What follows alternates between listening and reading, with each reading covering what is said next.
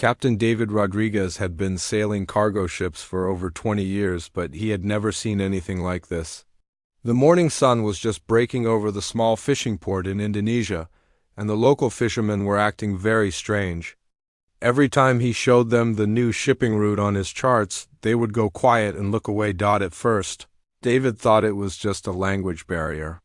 His company, Pacific Trade Lines, had given him coordinates for a shortcut that would save them 3 days and thousands of dollars in fuel costs. The route looked perfect on paper, straight through international waters with no known hazards. But the locals seemed terrified of those exact coordinates. The first fisherman he approached was an older man named Booty who spoke decent English. When David spread the nautical chart on the dock and pointed to the planned route, Buddy's face went pale. He shook his head quickly and said, No, bad water there. Very bad. David tried to explain that modern ships had radar and GPS, that they could handle any rough weather. But Booty just kept shaking his head. Not weather, Captain. Something else? Something that sleeps down there? Word spread quickly among the fishing community.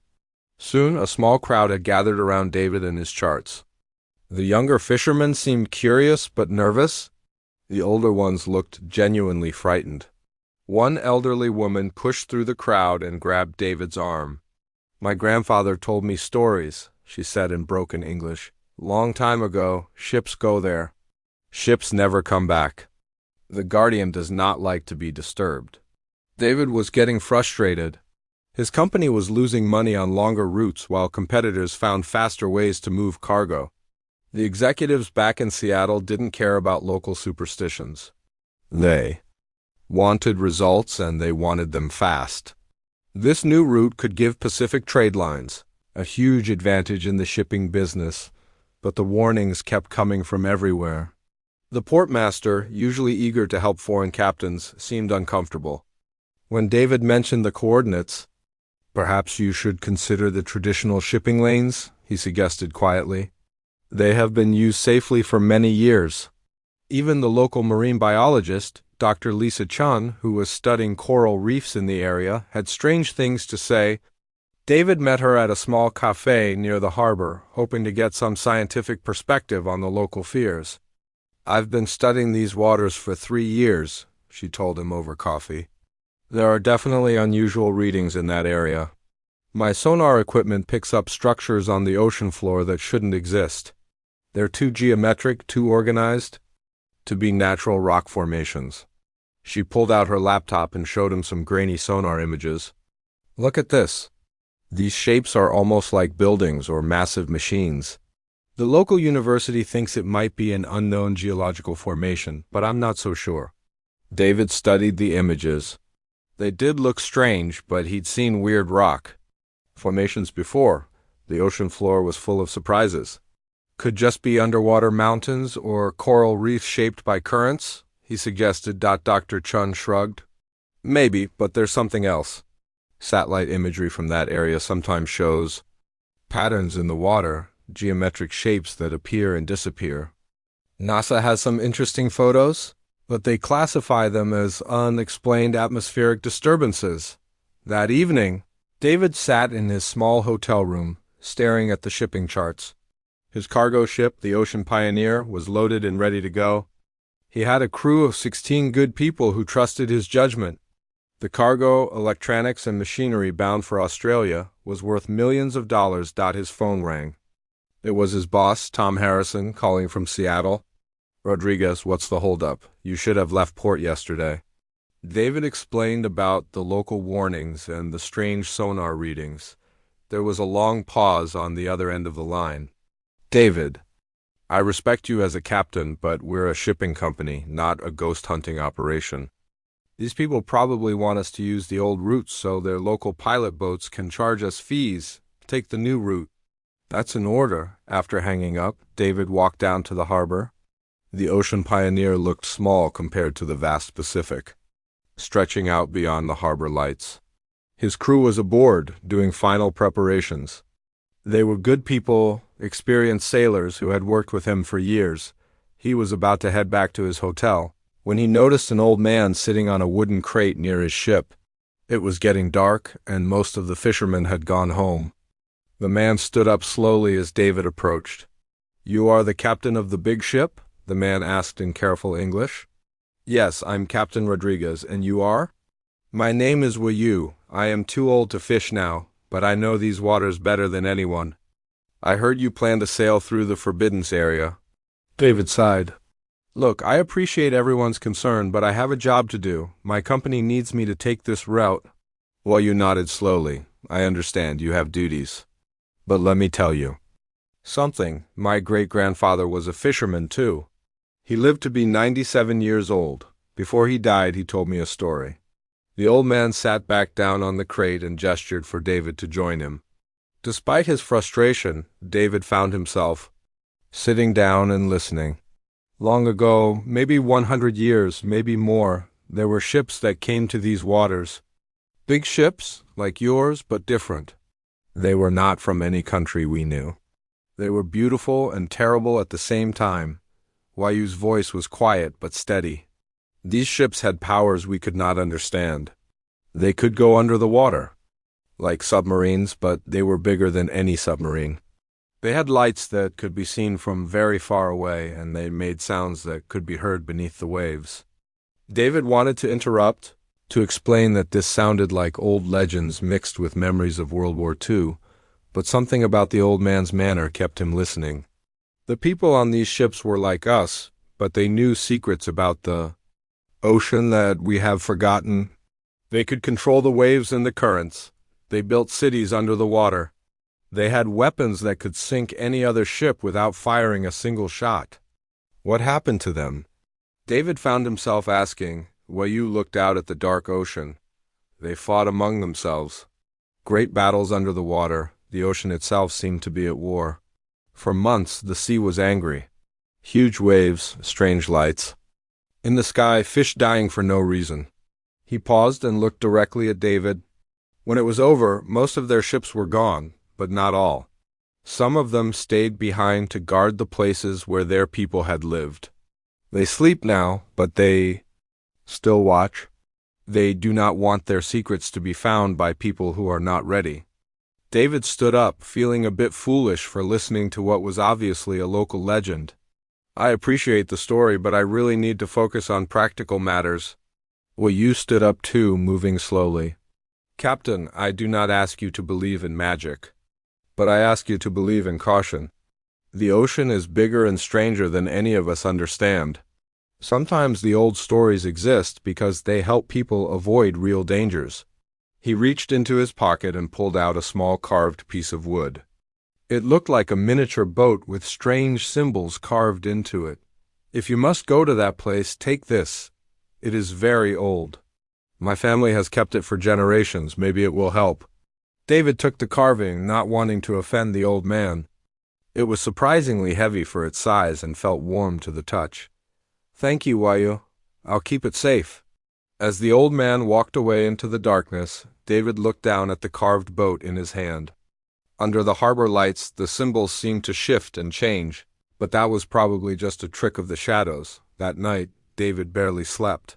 He kept thinking about all the warnings, all the strange stories, all the unusual scientific readings. But he also thought about his responsibilities to his crew, his company, and his career. In the morning, he would have to make a decision that would change everything. The next morning dawned clear and calm. Perfect sailing weather. As David prepared to board the Ocean Pioneer, he noticed that none of the local fishing boats were heading out in the direction of his planned route. They were all going the opposite way, toward the traditional fishing grounds. Standing on the dock, looking up at his ship, David made his choice. He would take the new route as ordered. After all, he was a modern sea captain with the best navigation. Equipment money could buy. What could go wrong? He had no idea he was about to become part of a story that would prove every single warning had been absolutely true. 3 days into their journey, Captain David Rodriguez was starting to think the locals had been wrong. The Ocean Pioneer was making excellent time through calm seas. The weather was perfect, the crew was in good spirits, and they were exactly on schedule. Maybe all those warnings had just been superstition after all. But on the morning of the third day, Things started to change. It began with Tommy Chun, the ship's sonar operator. He was a quiet guy who had been working cargo ships for about 8 years. Tommy knew his equipment better than anyone, and he never made mistakes with the readings. That's why David paid attention when Tommy called him to the bridge with a worried look on his face.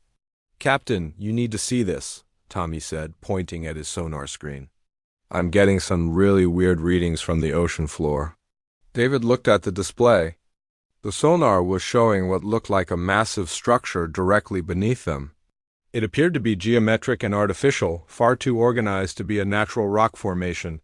The object seemed to stretch for hundreds of meters in every direction. "Could be an old shipwreck," David suggested, though he knew it was too big for that. "Maybe a World War II battleship or something." Tommy shook his head.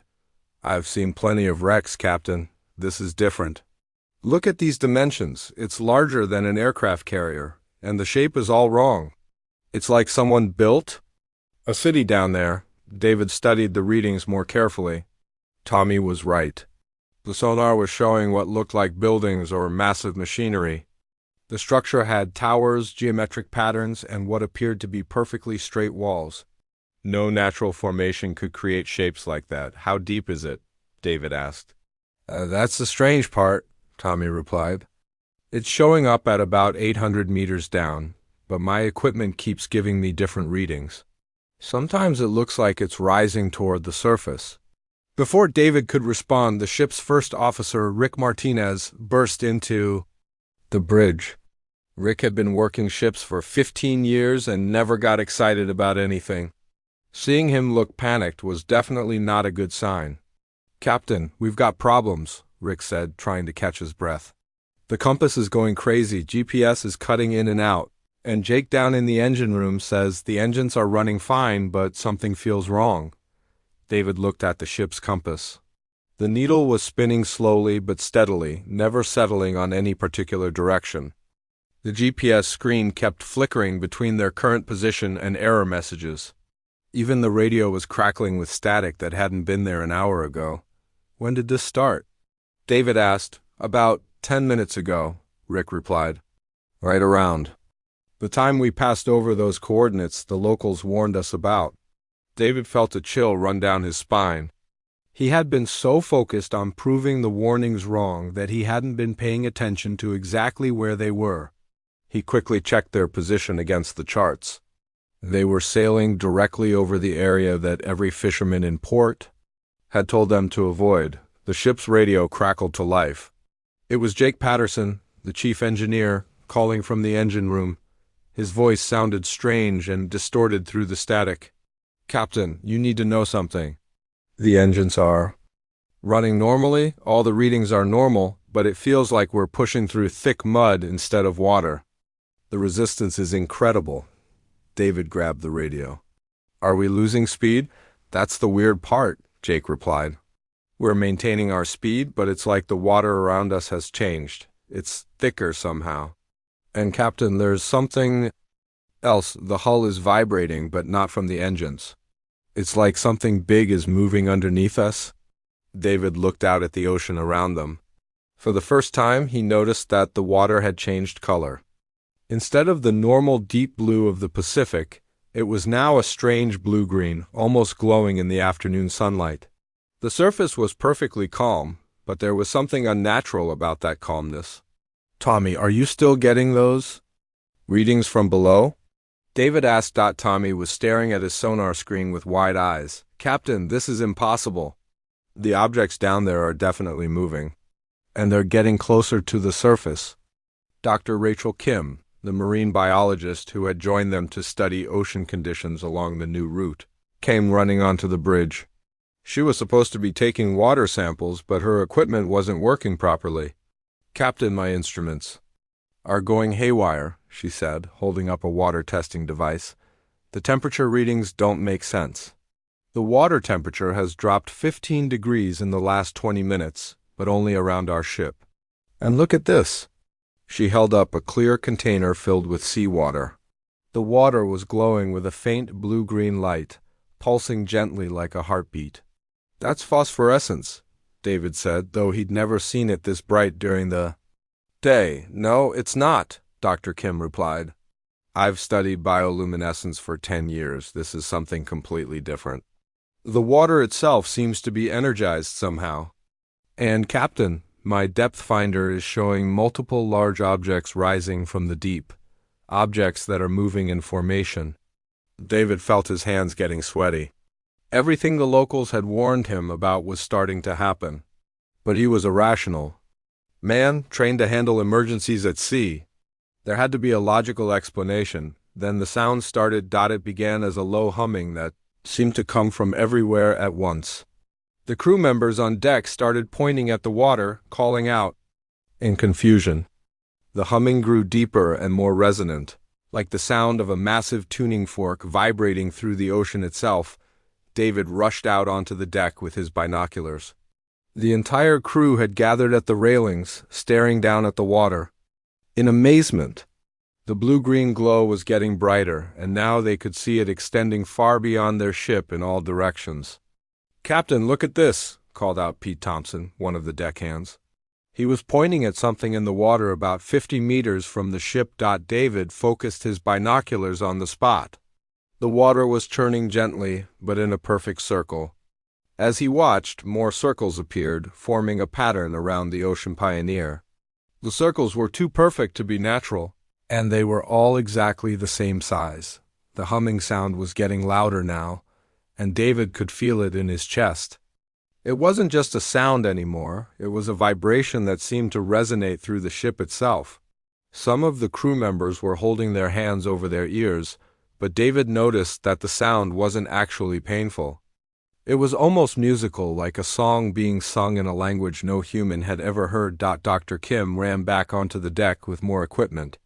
"Captain, you're not going to believe this, but my underwater cameras are picking up artificial lights below. U.S. lights that are arranged in geometric patterns." She showed him the screen of her underwater camera system.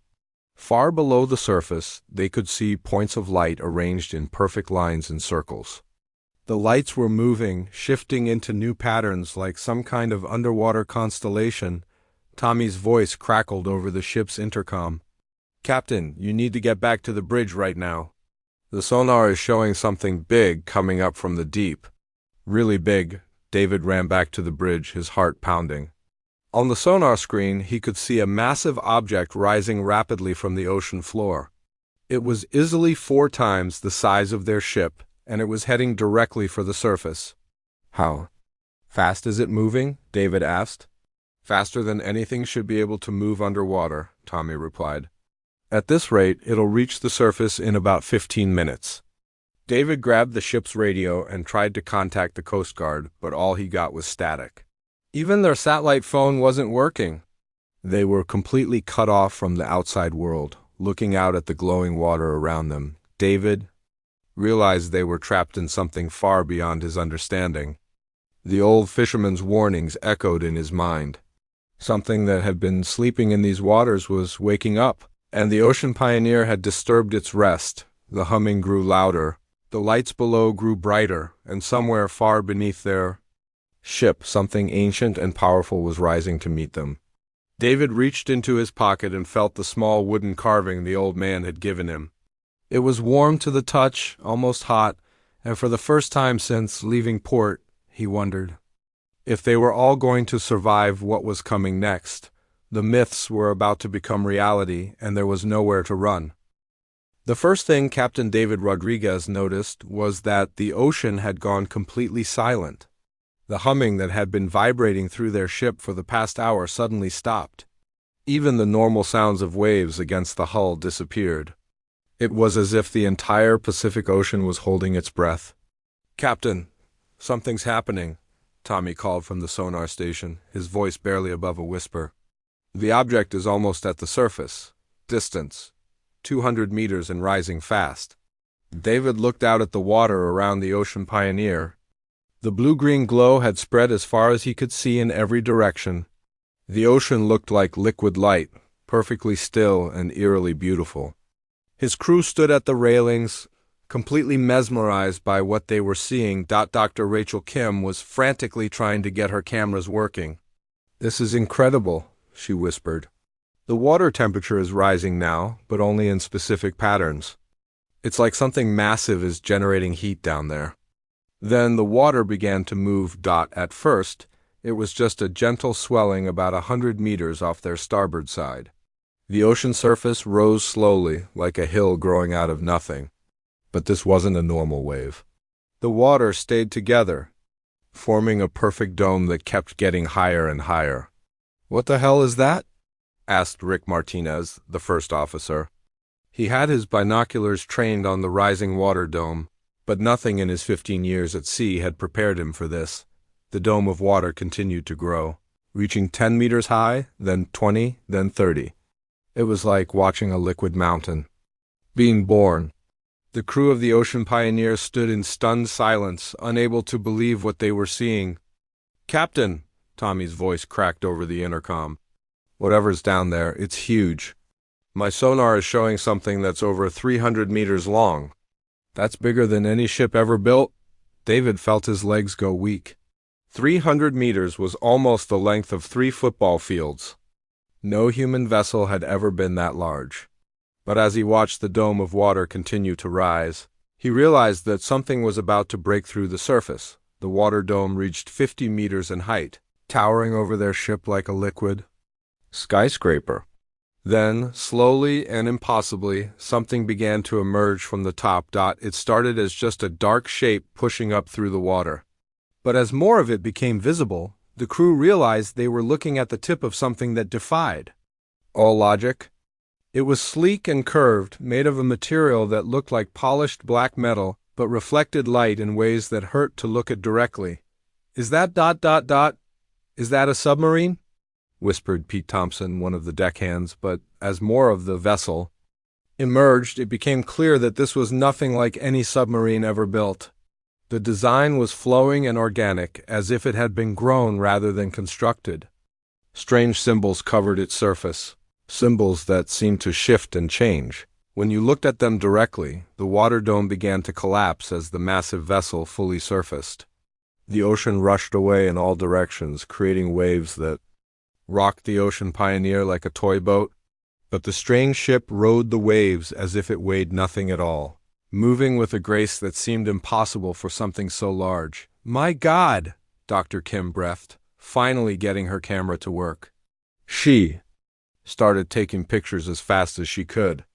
"This is the discovery of the century.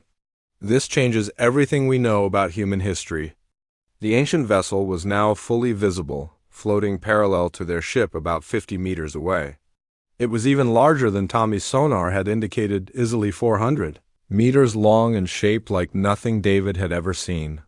The hull curved and flowed like frozen water, and the entire surface was covered in intricate carvings that seemed to tell a story. But what struck David most was how new it looked. Despite obviously being ancient, the ship's hull gleamed as if it had been polished yesterday. There was no rust, no marine growth, no signs of decay. It looked like it could have been built last week. "There's no crew visible," Rick observed, scanning the vessel with his binoculars. "No people on deck, no lights in windows, nothing. But it's definitely under intelligent control." As if responding to his words, sections of the ancient ship began to glow with a soft, warm light. Not electric lights like modern ships used, but something that seemed to come from within the hull itself. Patterns of light traveled along the vessel's surface like liquid electricity, highlighting the strange symbols and carvings. Jake Patterson's voice came crackling over the radio from the engine room. "Captain, our engines just started running smoother than they ever have. All our instruments are working perfectly now. It's like being near that ship has fixed everything that was broken." David noticed that their GPS was working again. Their compass had stopped spinning, and even the radio static had cleared up. But somehow, that made everything even more mysterious. What kind of technology could repair their equipment just by being nearby? "Captain, look at this!"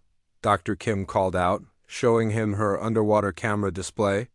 "My cameras are picking up other structures on the ocean floor. There are buildings down there, or at least what look like buildings.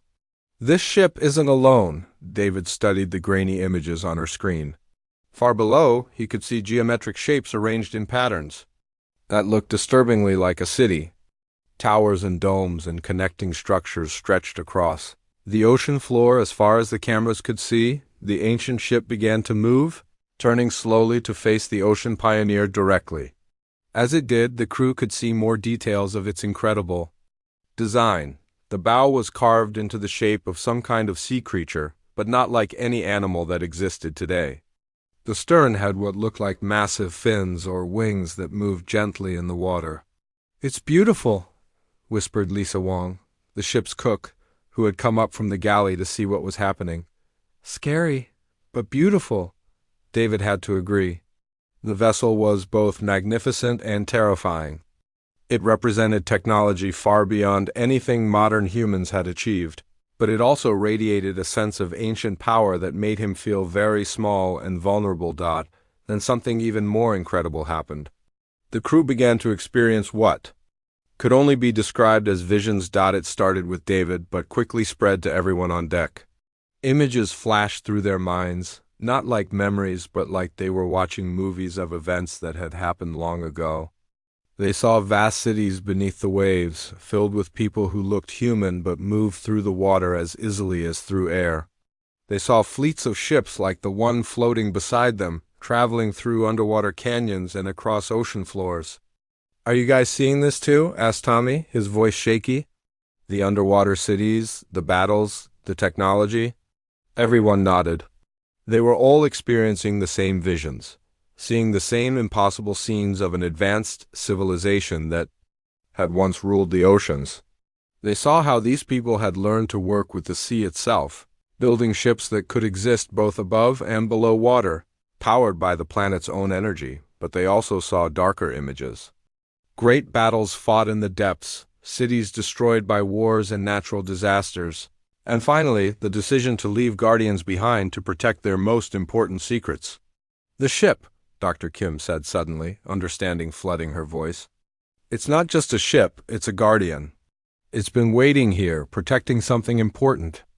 As if responding to her words, the ancient vessel began to project new images directly into their minds.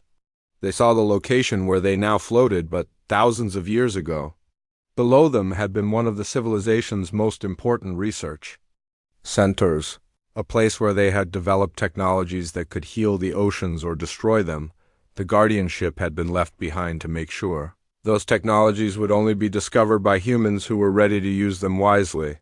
It had been waiting, sleeping in the depths, for centuries. And now, finally, it had awakened to judge whether these modern humans were worthy of such knowledge. David realized that his crew and his ship were being tested.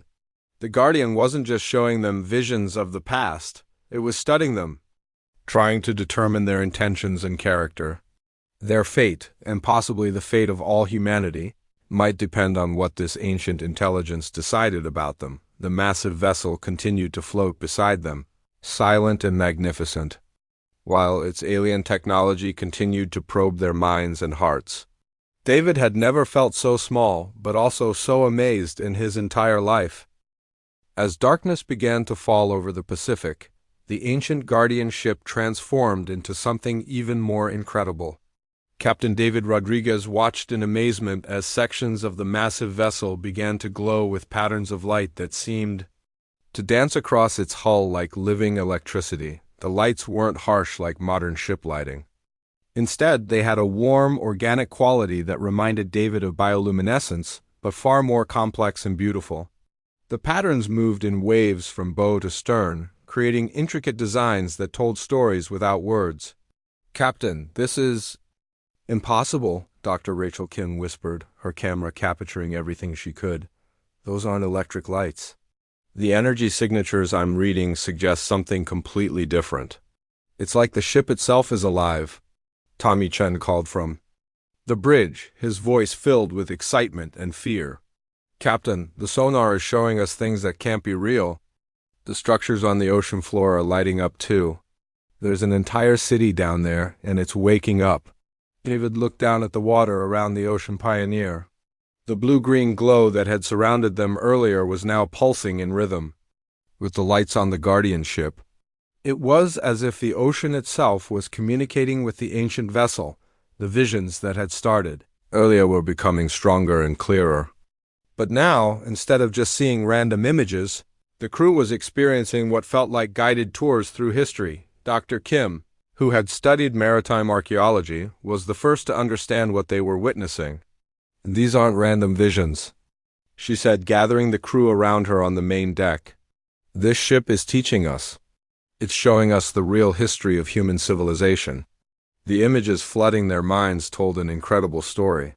Thousands of years ago, long before recorded history, there had been a human civilization that had achieved technology far beyond anything the modern world had accomplished. But these weren't aliens or mythical beings. They were humans just like themselves, only with a completely different understanding of how the world worked. "Look at how they built their ships," Rick Martinez said, pointing at the Guardian vessel. "They didn't fight against the ocean, they worked with it. Their technology was based on cooperation with natural forces, not domination over them." Through the visions, they saw how this ancient civilization had developed ships that could exist both above and below water indefinitely.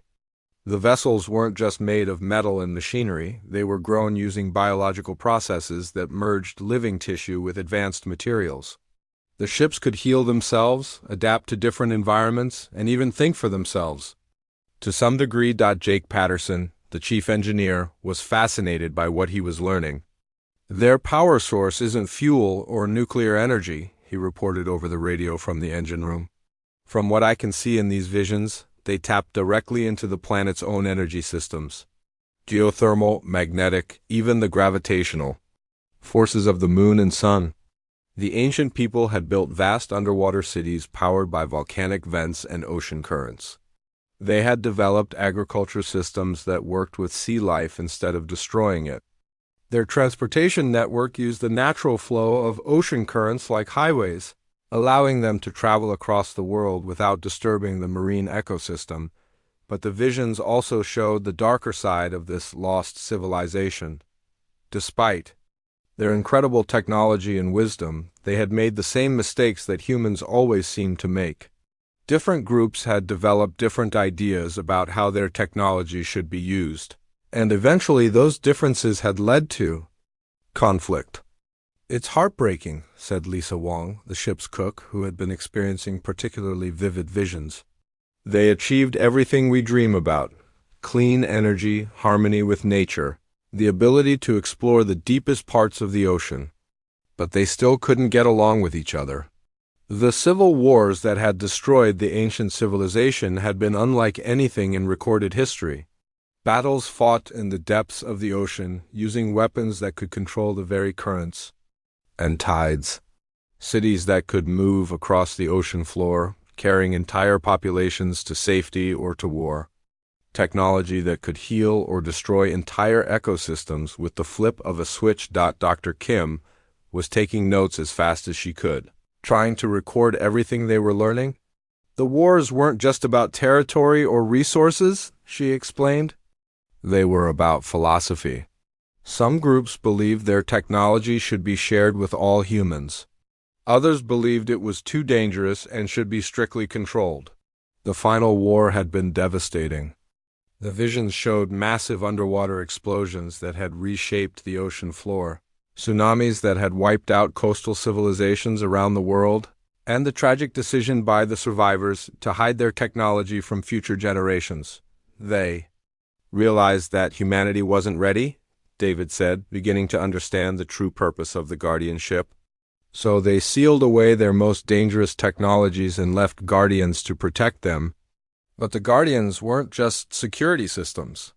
They were teachers, waiting for the day when humanity would evolve enough to handle such powerful knowledge responsibly. The ship floating beside them had been watching and waiting for thousands of years, studying human development and judging whether the species was ready to inherit the legacy of the ancients. That's why it's testing us, Rick realized. It's not just showing us history, it's evaluating whether we've learned from the mistakes of the past. Through the continuing visions, they learned that there were other guardian ships hidden in oceans around the world, each protecting different aspects of the ancient technology. Some guarded knowledge about clean energy, others protected biological sciences that could cure diseases or restore damaged ecosystems.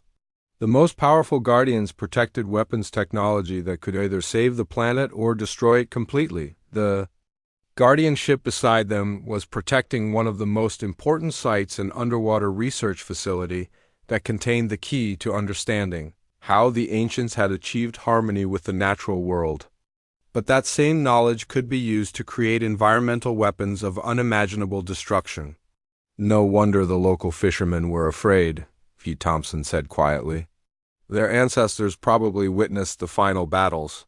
The stories have been passed down for generations, warning people to stay away from places where the guardians sleep. As the night deepened, the light patterns on the guardian ship became even more complex and beautiful. The crew realized they were witnessing a form of communication more sophisticated than any human language. The ship was literally writing its story in light across its hull, creating a permanent record of everything it had witnessed over the millennia. Tommy called from the bridge with more incredible news. Captain, I'm picking up signals from other locations around the Pacific. There are more guardian ships out there, and they're all responding to this one. It's like they're having a conversation. David felt a chill run down his spine. The guardian ships were communicating with each other, sharing information about the Ocean Pioneer and its crew. Whatever decision they made about humanity's readiness would be made collectively by guardians that had been watching human development from locations all around the world. Dr. Kim made a disturbing discovery as she analyzed the energy readings from the guardian ship. Captain, the technology we're seeing here is thousands of years ahead of anything we have today. If this knowledge fell into the wrong hands, it could change the balance of power on Earth overnight. She was right. The clean energy technology alone could make fossil fuels obsolete, potentially collapsing entire economies.